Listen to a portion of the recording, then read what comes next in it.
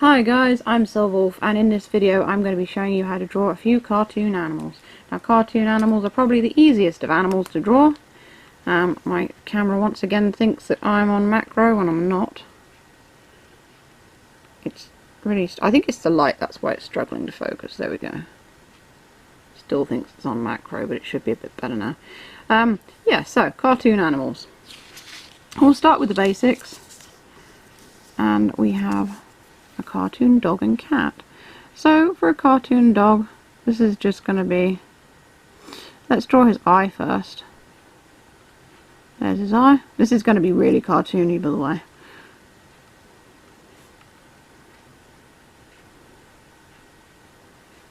Look at that terrible nose.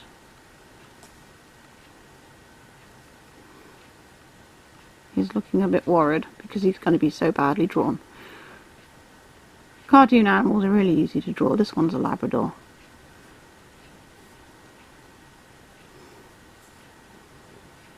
Now, I don't draw mine like, I try to keep the sort of shapes of an actual dog or cat. So like the dogs have the brisket, which is the tummy.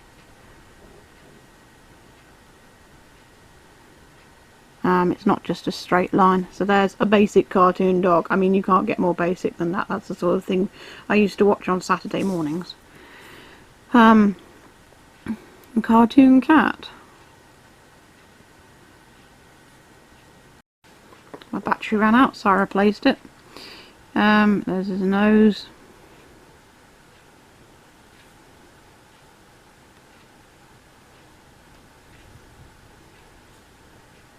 Cats have quite an easy head shape.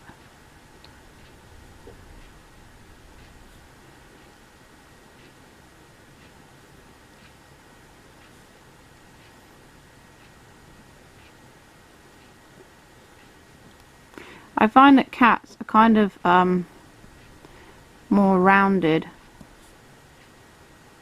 than dogs, so they've got quite rounded features and soft features. And there he is, a cartoon cat. It's terrible. It reminds me of something I used to draw as a kid. But I'm trying to draw simple animals here. So here's a good one.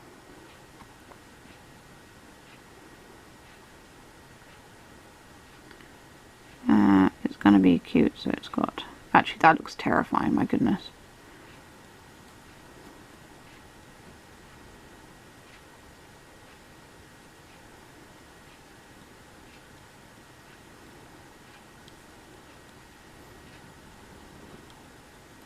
It's a guinea pig.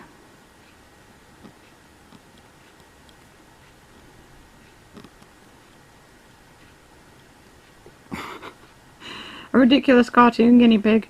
With things like this, you can keep it silly, you can keep it wacky, you can develop your own style for it. I mean, mine are all just... I'm pulling them out of a hat here. Speaking of pulling things out of a hat, how about a cartoon rabbit? This one's going to be a happy rabbit.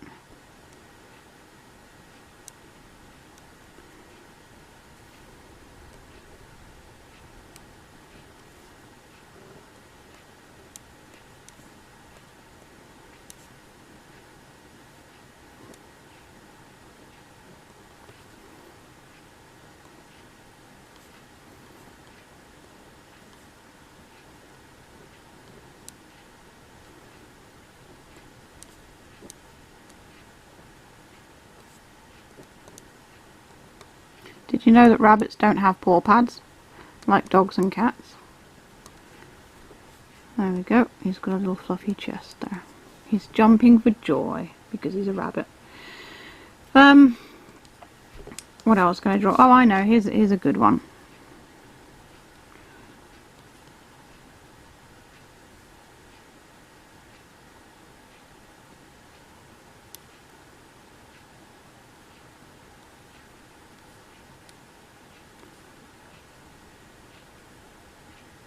The ears should give it away.